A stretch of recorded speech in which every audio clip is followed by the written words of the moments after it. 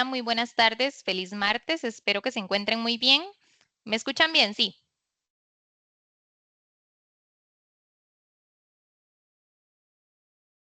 Sí, Perfecto. se escucha bien. Muchas gracias. Bueno, para dar inicio, mi nombre es Dayana Villalobos Moreira. Soy gestora de programas sociales acá en Mutualidad Cefía. Y hoy, como una de las actividades más del programa El Curso de la Vida, en conjunto a nuestro convenio con Vivit Salud, tenemos una charla bastante interesante sobre el impacto del estrés en nuestra salud cardíaca. Todos sabemos y todos lo estamos viviendo, este ritmo acelerado, estas tensiones, estas presiones, este cambio en estilo de vida nos lleva cada vez más a sentirnos estresados, desgastados y por qué no preguntarnos y abordar un poco reflexiones de cómo esto afecta a nuestro corazón. Y por eso hoy tenemos con nosotros al doctor Carlos Rodríguez Bolaños, quien nos estará acompañando en esta tarde, aclarando dudas. Entonces, de verdad esperamos que sea un espacio de mucho aprendizaje, que tomen bastantes notas, bastantes comentarios, porque estoy segura que lo que veamos acá, si no les sirve a ustedes, sirve para cualquier ser o persona que tengan a su alrededor. Entonces, bueno, sin más por el momento, doctor, le doy la palabra. Hola, buenas tardes a todos. Muchas gracias por el espacio y por el aforo que veo que está bastante nutrido. Bueno, como ya lo dijeron, primero que todo voy a compartir pantalla para ver dónde está en pantalla completa. Y si ahora me ven, vamos a la presentación. Bueno, como antes lo mencionó Dayana, bueno, mi nombre es Carlos Rodríguez Bolaños, soy cardiólogo clínico de la Universidad de Costa Rica y con una subespecialización en imagen cardíaca, específicamente en resonancia magnética cardiovascular. El día de hoy tengo el agrado de compartir con ustedes un tema que es subestimado, pero es de gran importancia en el día a día y conforme avanza la evidencia nos damos cuenta de que es algo que afecta más de lo que parece, ¿verdad? Y es el estrés y su relación con la enfermedad cardiovascular. Entonces, en cuanto a mis conflictos de interés, para lo que respecta a la presente charla, no tengo ningún conflicto de interés. Y bueno, empezamos con esta imagen. No sé si ustedes recuerdan la Copa del Mundo de Alemania 2006, probablemente sí. Debutamos contra Alemania en el primer partido. Y resulta que no solo nosotros tuvimos mucho estrés, resulta que los fans de Alemania que vivieron durante la fase de grupos y la fase de eliminatorias también vivieron el mismo estrés. De hecho, las tasas de infartos se incrementaron 2.7 veces comparado con los valores normales cuando jugaba Alemania en la fase de grupos y llegó a ser hasta 6 veces más altas en las fases cuando Alemania estaba jugando las fases de eliminatoria. Entonces sí vemos que hay una relación estrecha y esto porque el sistema de salud de Alemania estaba llevando los registros. Vemos una relación estrecha entre situaciones de estrés emocional y el riesgo cardiovascular. Otro ejemplo muy recordado es cuando han habido grandes catástrofes naturales tipo terremotos, en donde se han aumentado notoriamente la cantidad de visitas a emergencias por infarto de los pacientes. Durante los desastres naturales, llama la atención que se ha visto más en horas de la madrugada. Los terremotos que ocurren en la madrugada tienden a ser más frecuentes en desencadenar infartos que los que ocurren en horas como las 5 de la tarde, por ejemplo, lo que por lo menos se ha demostrado en los registros. Lo cierto del caso es que hay una relación directa observada entre el estrés emocional y el aumento de incidencia de las enfermedades cardiovasculares. ¿Y por qué sucede esto? Para entender un poco cómo funciona el estrés, cómo funciona este sistema, tenemos que irnos muy básico a la fisiología. Yo sé que no es el área de muchos de ustedes, probablemente son grandes matemáticos, grandes expertos en otras áreas de ingeniería y tal vez no estén muy familiarizados con estos conceptos, pero voy a tratar de explicárselos de una manera pues, lo más sencilla posible.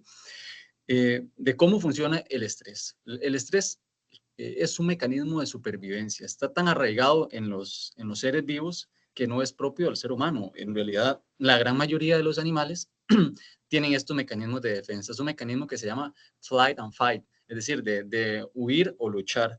Son gobernados por áreas muy básicas del sistema nervioso central, en los cuales se generan mecanismos para, o ya sea huir de un depredador o pelear contra este, ¿verdad? Entonces hay una serie de procesos que se liberan hormonas para acelerar el corazón, para redistribuir el flujo sanguíneo de los intestinos hacia los, perdón, hacia los músculos, para generar mayor dilatación de los vasos sanguíneos a nivel de los músculos, etcétera, para que yo pueda huir. Las pupilas se dilatan, etcétera. Bueno, esos son mecanismos bastante preservados a lo largo de la evolución y nos han servido para sobrevivir. Ahora, cuando esto se prolonga a nivel laboral, esto se vuelve de forma crónica, se vuelve disfuncional. ¿Y por qué funciona?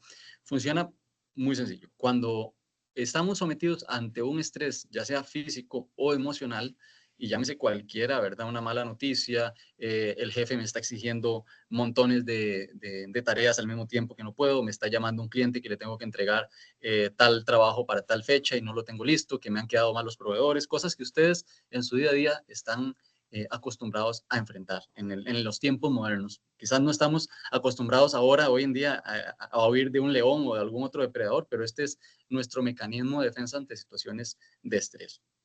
Entonces, cuando nos sometemos a este tipo de situaciones, lo primero que se activa es la vía cortical. Los estímulos ingresan a nivel de la corteza cerebral y de ahí se van al eje hipotalámico a través de la amígdala, y la amígdala le avisa o empieza a generar a través de su sistema amigdalino las señales para activar el hipotálamo. Y el hipotálamo empieza a liberar una prehormona llamada la corticotropina. Es una hormona liberadora de corticotropina. Esta hormona lo que hace es irse a la hipófisis y en la hipófisis estimula la liberación de otra hormona, en realidad de varias hormonas. Una de ellas es la ACTH. Esa hormona ACTH, como ustedes pueden ver en la esquina inferior derecha de la pantalla, se va directamente a lo que es las glándulas suprarrenales, que son unas glándulas que están, como su nombre lo indica, encima de los riñones, que son unas glándulas encargadas de producir otras hormonas a su vez. Entonces, este eje se llama eje hipotálamo hipófisis adrenal. Y entonces, cuando todo este sistema ha activado esa glándula llamada las suprarrenales, se liberan una serie de mediadores específicos llamados mineralocorticoides o glucocorticoides. Esos mineralocorticoides aumentan la retención de sodio por parte de los riñones y de agua a su vez, y aumentan el tono de los músculos, de los músculos de los vasos sanguíneos, entonces aumentan el tono vascular y aumentan el volumen sanguíneo. Los glucocorticoides, a su vez, involucran una serie de mecanismos más a largo plazo que incrementan la cantidad de glucosa que hay en sangre, de azúcar en sangre, suprimen el sistema inmune en el largo plazo y generan otra serie de mecanismos que ahora los vamos a ver un poco más en detalle. Por otro lado, también se genera un sistema alterno por el sistema nervioso simpático propiamente, en el cual se liberan de forma abrupta catecolaminas, que las catecolaminas son la adrenalina y la norepinefrina en el cuerpo. Y estas hormonas se van a generar que se aumente la frecuencia cardíaca, que suba la presión arterial, que que el hígado empiece a convertir el glucógeno, que son la energía almacenada, la transforma en glucosa para ser utilizada, etcétera. Hay una serie de cambios que están diseñados para el poder huir. Entonces, cuando estos mecanismos se prolongan en el tiempo, empiezan a generar daño cardiovascular. Y este es un esquema de cómo funciona esto. Entonces, el eje hipotálamo hipoficiario adrenal aumenta la cantidad de cortisol, de noradrenalina y epinefrina. También la activación del sistema nervioso autónomo simpático disminuye la variabilidad de la frecuencia cardíaca, aumenta la frecuencia cardíaca en reposo, aumenta la presión arterial. También hay una situación que se da muy interesante y que se ha descubierto en años recientes, y es una alteración del sistema del sistema inmunitario, es decir, se le caen las defensas por el estrés. ¿Por qué? Porque la misma liberación de cortisol empieza a estimular la liberación de sustancias proinflamatorias, aumenta la leucopoiesis, es decir, la producción de glóbulos blancos por parte de los tejidos, y todo eso lleva a aumento de una inflamación, pero es una inflamación no saludable, no controlada. Me van a decir, pero ¿cuál es la inflamación saludable? Pues la inflamación es una respuesta ante una lesión en el cuerpo y está diseñada para reparar esa lesión, ¿verdad? Pero si eso se da sostenido en el tiempo, no es bueno. También hay cambios cognitivo-conductuales. Por el estrés yo empiezo a cambiar mis hábitos, empiezo a comer más comida chatarra, empiezo a adquirir hábitos no saludables como el tabaquismo, empiezo a tomar más licor de la cuenta, empiezo a ser sedentario. Estos cambios conductuales también, a su vez, empeoran el riesgo cardiovascular. Por otro lado, el exceso de cortisol se va hacia las células periféricas de los músculos y de la grasa y aumentan la resistencia a la insulina. ¿Qué es esto? Que ya la insulina, que es la hormona que mete el azúcar a las células para ser utilizada, ya no se pega tan bien a los receptores para los cuales está diseñada, de manera que tiene que producir el páncreas más insulina para poder meter la misma cantidad de azúcar al cuerpo. Entonces, ¿qué lleva esto? Lleva a que el páncreas se vaya desgastando, por decírselos en palabras sencillas, y termina el paciente llevando a diabetes, ¿verdad? También hay un aumento, el mismo cortisol genera un aumento en la cantidad de grasa del cuerpo, entonces hay obesidad relacionada al estrés. Eso independiente del cambio de comportamiento, de comer más. Y también las citoquinas proinflamatorias, es decir, esas sustancias proinflamatorias que afectan la inmunidad, también predisponen a que se generen infartos. Eso lo vamos a ver un poco más adelante. ¿Qué otras implicaciones tiene el estrés en el sistema cardiovascular? Ok, aparte de esas implicaciones, de esa fisiopatología que mencioné anteriormente, también termina generando otras enfermedades que a su vez están asociadas al riesgo cardíaco. Por ejemplo, la diabetes que mencioné antes, el aumento sostenido de esas catecolaminas va generando modificaciones a largo plazo en los vasos sanguíneos que hacen que el paciente termine con hipertensión, con presión alta. El aumento de la adiposidad y de la resistencia a la insulina termina con obesidad.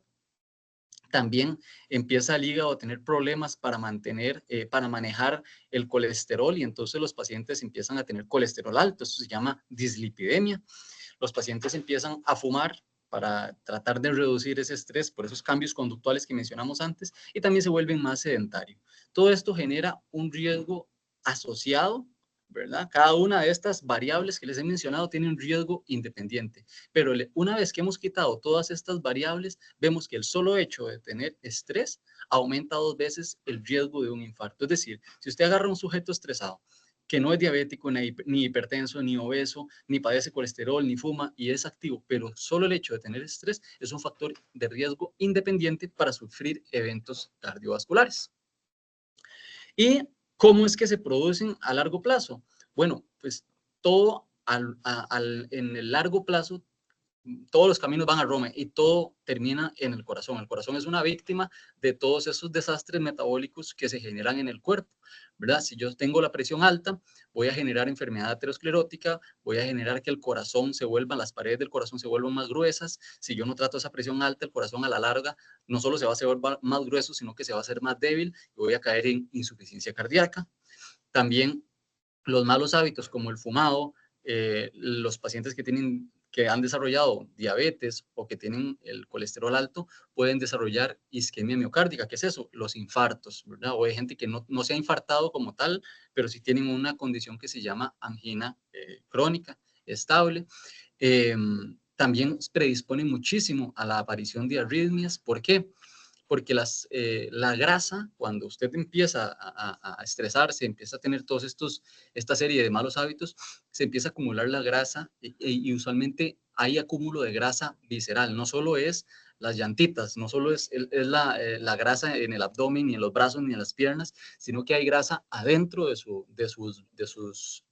cavidad abdominal y de su saco pericárdico. Entonces, esa grasa que envuelve el corazón vieras qué impresionante que es el ver un corazón de un paciente envuelto en grasa y cada vez, bueno, ahora que yo que me dedico a resonancia magnética, lo veo con mucha frecuencia, y se ha visto que esa adiposidad alrededor del corazón no está ahí como un bystander, no es un simple espectador, sino que tiene efectos metabólicos también. Eso es proarrítmico, es decir, aumenta el riesgo de arritmias.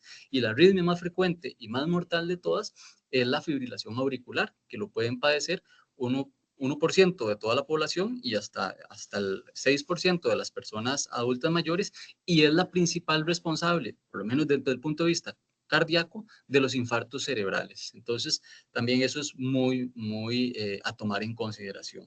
Entonces, vemos cómo una cosa lleva a la otra, cómo el estrés lleva a ciertos cambios a nivel hormonal en nuestro sistema que debería estar diseñado para trabajar bien, y a la vez desarrolla o propicia el desarrollo de otras enfermedades que todo a la larga termina generando un deterioro a nivel cardíaco como tal. Entonces se han hecho estudios de neuroimagen mediante PET-CT y mediante resonancia magnética de cerebro funcional, en el cual se ha visto que el estrés, las personas que han estado sometidas crónicamente al estrés, eh, van a terminar activando ciertas áreas del cerebro, específicamente la amígdala, y a su vez van a generar toda la activación de estos ejes y van a generar mayor inflamación, mayor aterosclerosis, mayor carga de placa a nivel de las coronarias.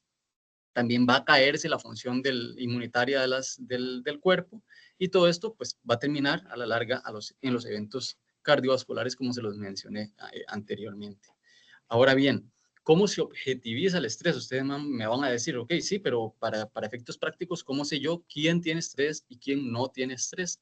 Entonces, eso es una pregunta que es bastante complicada de definir, porque lo que para mí es estresante y lo que yo no puedo manejar puede que para X o Y persona sea una simpleza, una cosa demasiado fácil de manejar. Y eso es una cosa que como los que tienen a cargo jefaturas tienen que tal vez tener un poco de empatía en ese sentido, porque lo que para mí es cualquier cochinada, para otros puede ser un mundo, o pueden no saber manejar el estrés de la misma manera. Entonces, se ha tratado de objetivizar de forma de escalas. De hecho, una de las más famosas es esta, la escala de percepción del estrés de 10 ítems, en la cual evalúa mediante estos 10 ítems cómo percibe la persona el estrés. Nunca, casi nunca, algunas veces, a menudo o muy a menudo. Entonces, de acuerdo a eso se puede clasificar la severidad del estrés. Ahora, ¿cuál es la gran ventaja que esto tiene? Que es subjetiva, como les mencioné anteriormente, depende de qué considere la persona y qué es estresante para él. Entonces se han ideado otras mediciones en sangre para tratar de ser un poco más objetivos. Por ejemplo, podemos medir las cantidades de catecolaminas, la norepinefrina, la adrenalina o el ácido vanilmandélico que se produce. También podemos medir el cortisol. Sin embargo, esto es muy invasivo y muy caro, y no se utiliza de rutina, sino que se utiliza de forma de investigación. También, como le mencioné anteriormente, los estudios de neuroimagen, tanto de resonancia como de PET-CT, van más a un entorno de investigación. Usted de rutina no va a un centro médico a pedir un PET o una resonancia funcional para ver la cantidad de estrés que tienen. Eso no se usa fuera del entorno de investigación. Entonces, nos deja con esta herramienta de objetivización del estrés, que es básicamente las escalas. Ahora, ¿cómo afecta el trabajo, el tipo de trabajo, los niveles de estrés? Eso se ha intentado medir mediante estudios observacionales pequeños, porque en realidad no hay tanta evidencia del estrés, es algo muy emergente, no es algo como si existen los demás factores de riesgo establecidos o clásicos que se han estudiado desde los últimos 50 años a la fecha. Sino que es hasta ahora que se le ha estado prestando un poco más de atención. Sin embargo, algunos de los estudios a pequeña escala lo que han documentado es por lo menos que la sobrecarga laboral, es decir, estar overworked con demasiada carga laboral, más de la que usted puede manejar, se ha asociado a un hazard ratio, un riesgo de presentar eventos cardiovasculares de un 1.34%, de un 1.34 veces más que los pacientes que no tienen sobrecarga laboral. También otro de los factores que se ha visto que se asocia al trabajo es el desbalance trabajo-retribución. Hay gente que trabaja montones de horas y reciben muy poco salario. Otros que trabajan la misma cantidad de horas y reciben un mejor salario. Entonces se ha visto que las personas que tienen mayor desbalance trabajo-retribución tienden a sufrir mayor cantidad de eventos cardiovasculares que aquellos que están un poco mejor compensados. Y no solo me refiero al término económico, la compensación económica, sino también la compensación profesional o el feedback que usted pueda, la retroalimentación que usted pueda sentir de su entorno laboral. Es decir, muchas veces usted está obligado a hacer trabajos y no recibe un reforzamiento positivo por parte de nadie, o están sujetos a excesiva crítica o demanda, y no es que uno sea suavecito, no es ese concepto, sino que simplemente eso a la larga se ha visto que las personas que tienen ese desbalance entre exceso de trabajo y poco reconocimiento, tanto económico como profesional, terminan desarrollando o teniendo mayor riesgo de desarrollar eventos cardiovasculares. Lo otro también que es muy importante es el desempleo. Se ha visto que las personas desempleadas o que andan buscando trabajo o que tienen inestabilidad laboral, un día sí, mañana no, tienen un hazard ratio de 1.35 para infarto. Entonces es de considerar. Y esto es el estatus socioeconómico en esta tabla, de acuerdo a los cuartiles.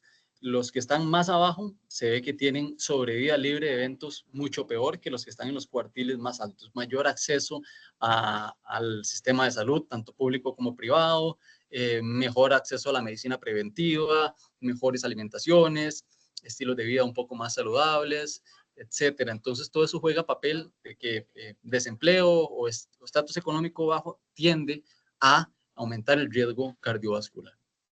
Entonces, así es como afecta el tipo de estrés en todos los niveles del trabajo. Ahora, ¿cómo se puede tratar el estrés? Que es una de las cosas que me preguntan con frecuencia los pacientes. Y bueno, por desgracia no podemos quitar el trabajo, ¿verdad? Y si a mí me estresa el trabajo, tengo que ver cómo hago para mejorarlo, pero dependo del trabajo. Entonces, existen opciones farmacológicas y no farmacológicas. Vamos a tocar primero la parte del tratamiento farmacológico y posteriormente nos vamos a ir al tratamiento no farmacológico. ¿Por qué? Toco primero el tratamiento farmacológico porque para mí no debería ser la piedra angular. Para mí esto debe ser la última línea.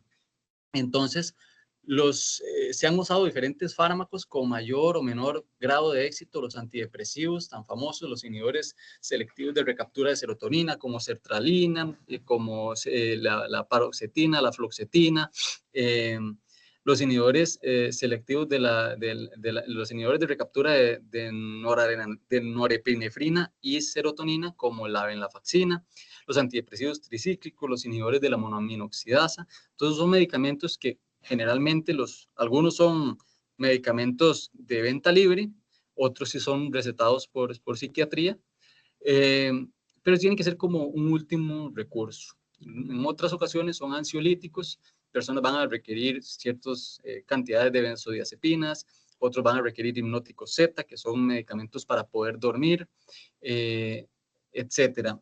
Existen también suplementos naturales, como el omega 3, que ha tenido algunos estudios que se ha visto que sirven para aliviar el estrés. La hierba de San Juan, también que es muy utilizada a nivel en Europa, por ejemplo, para disminución del estrés o para tratar el estrés. El agua de Jamaica, que tiene un efecto, que no se sabe por qué, pero tiene un efecto de sensación de bienestar. Entonces son parte de suplementos, aparte de lo farmacológico, estos suplementos como alternativos. Pero no me quiero enfocar mucho en esto porque yo siento que no debería ser la solución principal. La solución principal debería ser el tratamiento no farmacológico. Y cuando me refiero al no farmacológico, está en primer lugar el ejercicio, ¿verdad? Los efectos del ejercicio en la reducción del riesgo cardiovascular son más que demostrados, eso sí hay evidencia para tirar para arriba.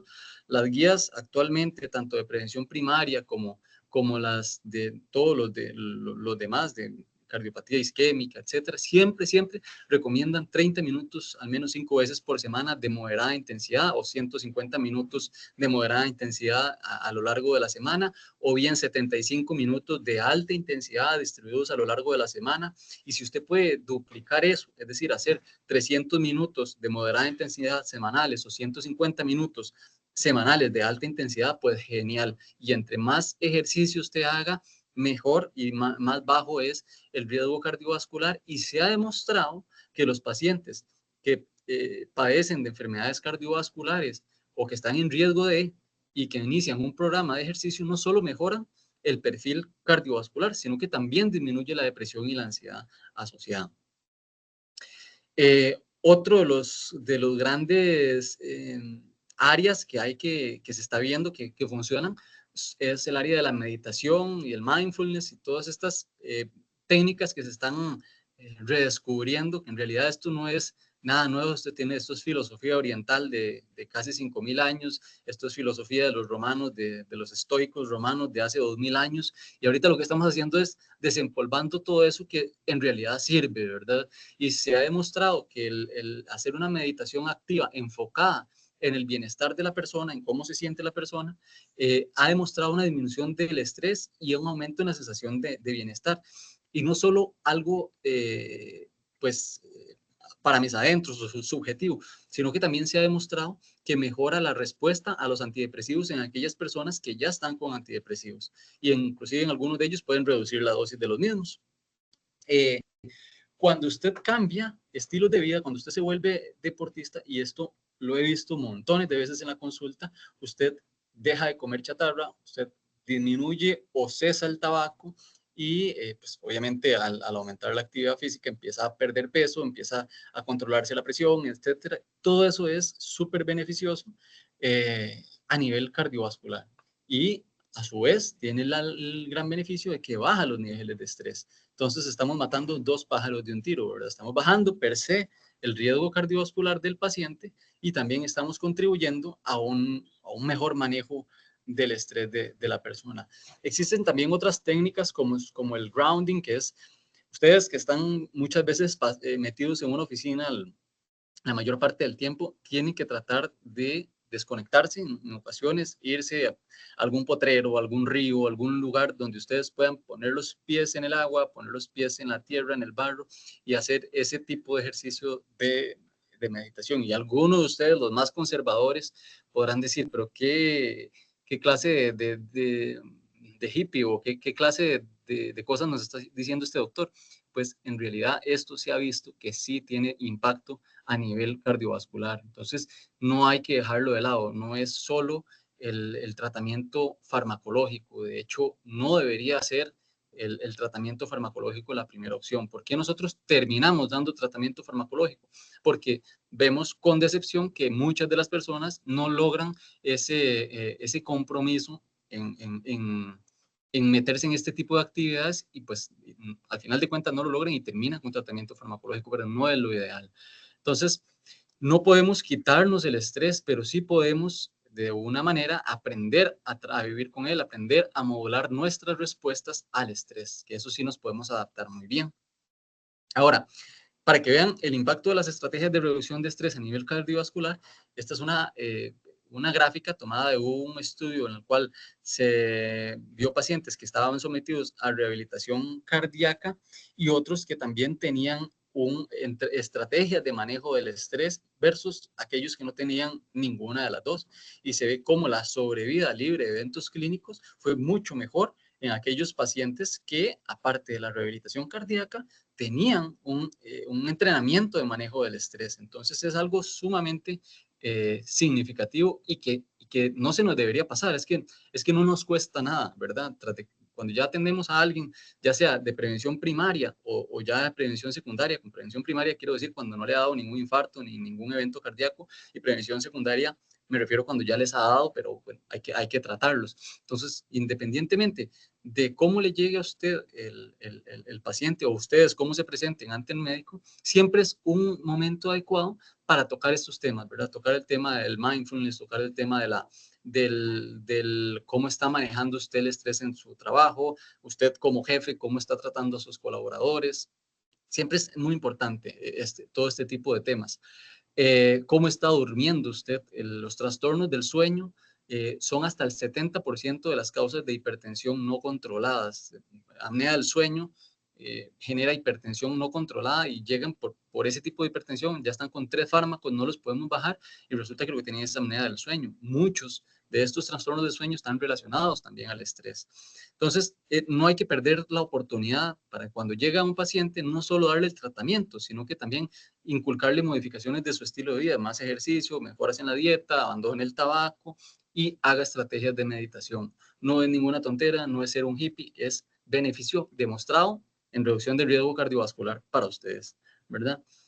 Entonces, ya para terminar, porque es una charla en realidad muy breve, es una pincelada de esto, concluimos con que el estrés es un factor de riesgo cardiovascular independiente y subestimado. Es decir, cuando quitamos todas las variables, el estrés sigue siendo un factor de riesgo cardiovascular aumentado. Existe evidencia suficiente para ligar el estrés con la aparición y el empeoramiento de enfermedades cardiovasculares. Cada vez hay más evidencia que nos aporta que esto es innegable. La autopercepción del estrés es importante. No hay que asumir cosas, no hay que decir, ok, no, es que esto para mí no es estresante, entonces para usted tampoco lo es, sino que, bueno, si usted a un colaborador se le acerca y le dice, bueno, jefe, no estoy logrando lidiar con esto, usted tiene que ver cómo se generan estrategias para tratar de adaptar o enseñarles a ese colaborador a adaptarse al estrés, porque si no, a la larga le va a salir más caro ese colaborador de la cuenta, ¿verdad? Eh, los médicos debemos prestar atención al estrés como parte del abordaje integral, no se nos tiene que pasar esa parte, cada vez tenemos que generar más conciencia de ello. Y el tratamiento no farmacológico, que son las modificaciones del estilo de vida, en mi apreciación personal, son la opción a largo plazo y sostenible para controlar el estrés. ¿Por qué? Porque los fármacos es como meter el polvo debajo de la alfombra cuando viene la suegra. No lo va a quitar, no va a quitar el polvo de la casa. Usted tiene que barrer el polvo de la casa y para lograrlo usted tiene que adaptarse a las situaciones estresantes del día a día mediante estas técnicas de modificaciones del estilo de vida. Los fármacos, por desgracia, te van a dar antidepresivos, te van a dar benzodiazepinas, ansiolíticos, etcétera. Y pues no digo que no se ocupen, en ocasiones se ocuparán, pero lo importante es también abordar las modificaciones del estilo de vida. Y ya con esto concluyo el pequeño webinar y quedo anuente a las preguntas de todos ustedes. Muchísimas gracias, doctor, por este espacio tan enriquecedor. De verdad que quedamos con muchos mensajes claves y sobre todo con estas conclusiones que pone al final. Vamos a pasar al espacio de consultas o comentarios que tengan. Pueden ponerlos en el chat o si alguno quiere, podemos habilitarle el micrófono y la cámara. Ya tenemos 3 por acá, entonces voy a permitirme leerlas. Hay una persona que nos coloca, estudio administración y en 2 libros de texto de carrera se mencionó las ventajas de tener estrés laboral y sacarle provecho. Al menos yo me quedé estupefacto. Quisiera saber su opinión al respecto. ¿Me escuchan, sí? Sí. Ahí depende de dónde lo lea o con qué objetivo lo lea usted, ¿verdad? Si yo lo veo desde un objetivo de competitividad o desde ese punto de vista de tener cierto grado de estrés laboral, pues, y si lo veo de un punto de vista empresarial que va a ser beneficioso para las personas, perdón, que va a ser beneficioso para la empresa, pues no lo pongo en duda. Pero lo que sí le puedo refutar a eso es que desde el punto de vista de la salud, ¿verdad? El estrés o los mecanismos mal adaptados al estrés sostenidos en el tiempo no son saludables, ¿verdad? Entonces hay que ver de dónde viene o en qué contexto lo dicen ellos, ¿verdad? Si es a nivel de cómo hacer crecer una empresa o cómo mejorar la competitividad laboral, etcétera, a la parte de salud, que son muchas veces completamente diferentes. Y hay que ver qué edad tiene el que escribió el libro, ¿verdad? Porque fue un baby boomer o sin ofender ni nada, pero en ese contexto, en esos años, esa era la moda y usted era el mejor trabajador, el que se quedaba hasta las 11 de la noche en la empresa trabajando y eso era bien visto. Y hoy toda esa gente está pasando la factura, ¿verdad? Entonces, yo creo que nuestra generación es un poco diferente en ese sentido. Ok, muchas gracias. Eh, consulta también, tengo entendido que se ha escrito bastante al respecto, pero también me gustaría que se refiriera a la relación entre el estrés y buenos hábitos para dormir en el sentido estricto de conciliar el sueño. Ujú. Ok, cuando uno está sumamente estresado, todos estos mecanismos que vimos al principio, ¿verdad? La cantidad de catecolaminas aumenta, la cantidad de melatonina disminuye, y entonces todo esto va a imposibilitar la conciliación del sueño. El sueño, los trastornos del sueño hay un montón, pero hay unos que son trastornos para conciliar el sueño, para iniciar el sueño, otros para mantener el sueño, ¿verdad? Otros que tienen un sueño no reparador. Entonces, hay que ver desde qué punto de vista está afectando el estrés. Yo creo que la pregunta, y está muy bien dirigida, va a esto, al efecto a conciliar el sueño. Primero que hay que ver es si el paciente tiene déficit de melatonina. Muchos tienen déficit de melatonina porque pasan frente a un monitor hasta las 11 de la noche, etcétera. Entonces, esas personas se beneficiarían incluso de la reposición de melatonina. Si su trastorno del sueño es por otras causas, ahí sí tendría que ya verse más por especialistas del sueño, ¿verdad? Donde usualmente son neumólogos o inclusive los mismos psiquiatras. Sí, el consumo de la melatonina es de uso natural y lo venden las macrobióticas y sí funciona siempre y cuando usted tenga déficit de melatonina. ¿Cómo se da cuenta? Si le sirve, pues es por su trastorno del sueño, es por déficit de melatonina. Si no, ahí es donde tiene que usted escalar. Lo otro que siempre recomiendan, y a nosotros nos recomendaban desde la escuela de medicina, son los hábitos de higiene del sueño. Muchos tienden a estar en la cama trabajando desde la computadora, ¿verdad? O usar la cama para ver tele o usar la cama para comer y todo eso altera el ciclo del sueño. Entonces, a la hora de usted llegar a dormir, no puede dormir. O sea, la cama, en palabras de mis profesores lo decían, solo se usa para tener relaciones y para dormir. Nada más. El resto, ver tele, comer, trabajar, no debería hacerse porque es una mala higiene del sueño. Lo otro es hacer ejercicio, sí, pero no muy cerca antes de dormir, porque si usted está activo, ¿verdad? Y entonces no va a lograr conciliar el sueño adecuadamente. No comer pesado antes de dormir, que si come pesado no le va a costar conciliar el sueño también. Entonces todo eso eh, influye en lo que es el inicio del ciclo del sueño. Bueno, pues hay un montón de preguntas en el chat. Yo no sé si podemos... Sí, por acá las tengo.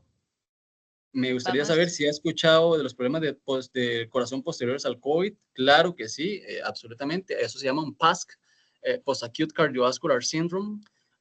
Hay gente que tiene ya deterioros anatómicos demostrados posteriores al COVID, que quedaron con cicatrices que las podemos ver en la resonancia magnética. Son el menor de los casos. Otros quedan no tienen enfermedad estructural manifiesta, pero quedan con signos y síntomas que son reales, no se los inventan, y eso está bien descrito hoy en día. Es una disautonomía. Tienden a tener taquicardia sinusal inapropiada, taquicardia postural ortostática, se pueden desmayar, tienen intolerancia al ejercicio. La cura para esto es rehabilitación física, hacer ejercicio hasta que se le vaya quitando. En algunos pacientes ocupan cierta cantidad de betabloqueadores o ivabradina, pero la gran mayoría de los post-COVID mejoran con el ejercicio.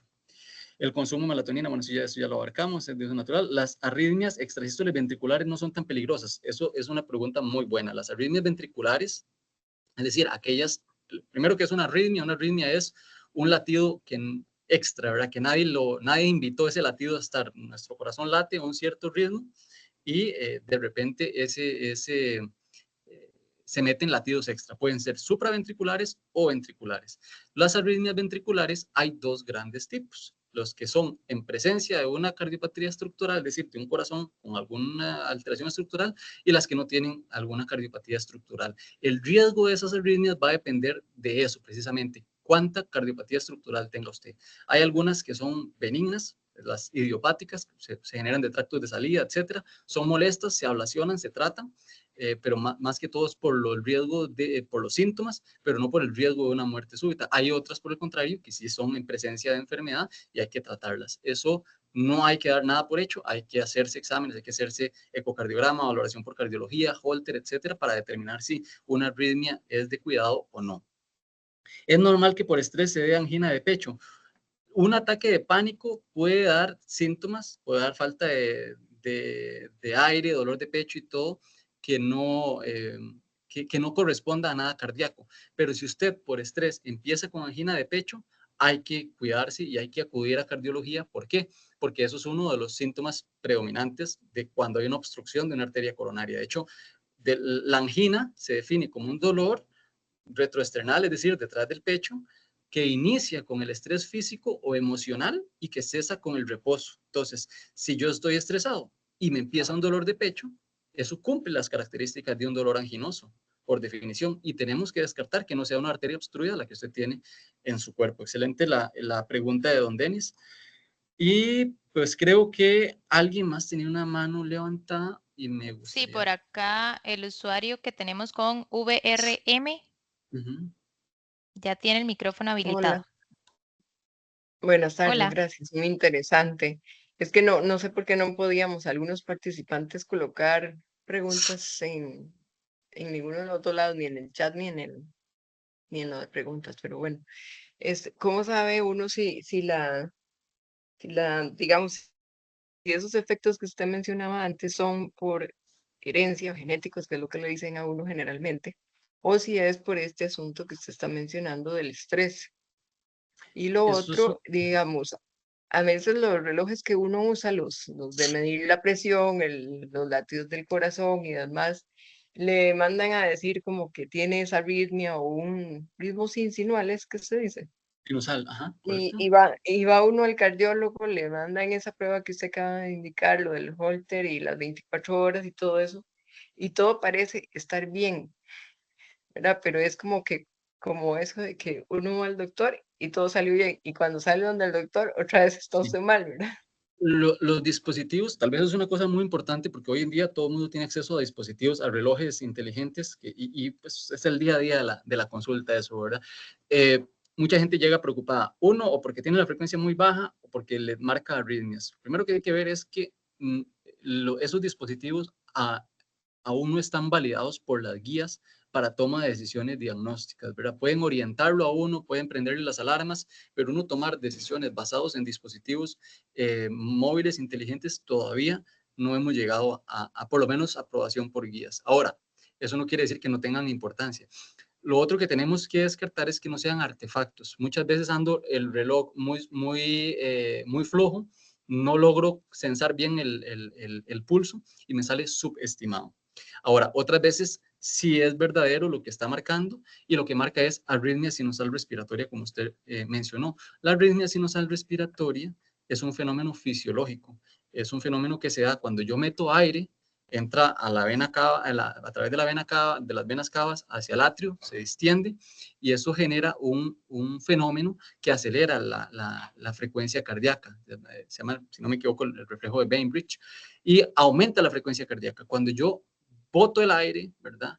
Aumenta la presión intratorácica, disminuye el retorno venoso hacia el corazón y esos receptores a nivel de los atrios dejan de estimularse, entonces la frecuencia baja otra vez. Entonces, cuando yo respiro sube la frecuencia cardíaca, cuando bajo se normaliza. Eso está muy aumentado en gente deportista y en gente joven. Pero eso y se conoce o tradicionalmente se le ha llamado arritmia sinusal respiratoria, pero no debería llamarse arritmia porque en realidad es una respuesta fisiológica normal. Entonces mucha gente consulta porque le sale una arritmia y esa arritmia dice que es sinusal respiratoria. Y por eso, con toda razón, cuando va al cardiólogo, le dicen que no tiene nada, porque en realidad es un fenómeno fisiológico, un fenómeno natural, mal llamado arritmia, pero en realidad es un fenómeno pues, normal. Claro. Doctor, bueno, para ir cerrando, les recuerdo llenar por favor el formulario para al finalizar esta actividad poder hacer el sorteo. Y tenemos las últimas dos Uh -huh. preguntas. Perdón, Tengo lo un... otro era la pregunta de cómo diferenciar si esos síntomas bueno, eran ajá, cierto. por genética o por el estrés. Perdón. Es muy difícil diferenciarlo y lo que se ha visto es que juegan un papel en conjunto, ¿verdad? El 90% de la presión alta, por ponerle un ejemplo, es de causas genéticas poligénicas, ¿verdad? No hay un solo gen, sino que son múltiples genes involucrados y que se ven agravados por otros factores de riesgo asociados, ¿verdad?